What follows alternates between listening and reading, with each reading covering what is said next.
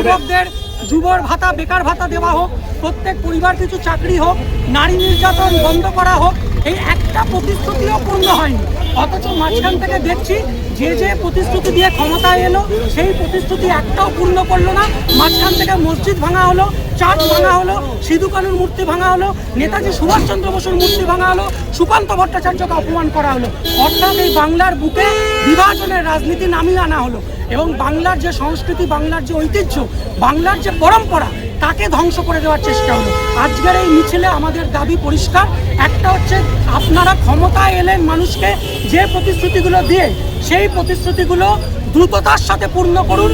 আর দ্বিতীয় হচ্ছে, এই মানুষে মানুষে বিভাজনের এই রাজনীতি, বাংলার ঐতিহ্য, বাংলার সংস্কৃতিকে ধ্বংস করে দেওয়ার এই রাজনীতি বন্ধ করুন। আজকে থেকে 80 বছর আগে 1946-এর 16ই আগস্ট মুসলিম লীগের ডাইরেক্ট অ্যাকশন ডের ফলে যে দাঙ্গা ছড়িয়ে পড়েছিল, সেই দাঙ্গাকে ছড়াতে মুসলিম লীগ যেমন দায়ী, সেরকম হিন্দু মহাসভা, RSS-এর যে সাম্প্রদায়িক বিভাজনের রাজনীতি, সেই বিভাজনের রাজনীতি দায়ী। সেই সময় আমরা কমিউনিস্ট পার্টি সেই সময় বিভিন্ন সংখ্যালঘু অধ্যুষিত অঞ্চলে, সেটা কোনো জায়গায় মুসলিম সংখ্যালঘু হতে পারে, কোনো জায়গায় হিন্দু সংখ্যালঘু হতে পারে, সেই সংখ্যালঘু অঞ্চলে কমিউনিস্ট পার্টি হাতে হাত ধরে ব্যারিকেড তৈরি করেছিল। সেই ব্যারিকেড ভেঙে কোনো দাঙ্গাবাজ পারেনি কোনো নিরীহ মানুষের প্রাণ কেড়ে নিতে। আমরা 80 বছর আগেও ঠিক যেভাবে এই RSS, হিন্দু মহাসভা, মুসলিম লীগের এই সাম্প্রদায়িক মেরুকরণের রাজনীতিকে প্রতিহত করেছিলাম, আজকে এই রাজ্যে বিজেপি ক্ষমতায় আসার পরে যে ভয়ঙ্কর সাম্প্রদায়িক মেরুকরণের রাজনীতি আবার ফিরিয়ে আনতে চলেছে। এই ফ্যাসিবাদকে, এই ফ্যাসিবাদী রাজনীতিকে, এই বিভাজনের রাজনীতিকে কমিউনিস্টরাই প্রতিহত করতে পারে।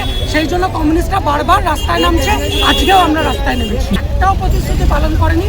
পরিষ্কার প্রমাণ হচ্ছে যে এই প্রতিশ্রুতিগুলো সবকটাই ভাঁওতাবাজি ছিল। মানুষের সাথে ভাঁওতাবাজি করে এই সরকার ক্ষমতায় এসছে। সেই জন্যই আমরা ব্যানারেও পরিষ্কার বলছি যে আপনারা ভাঁওতাবাজি দিয়ে ক্ষমতায় এসছেন। আজকে 100 দিন পূর্ণ হলো।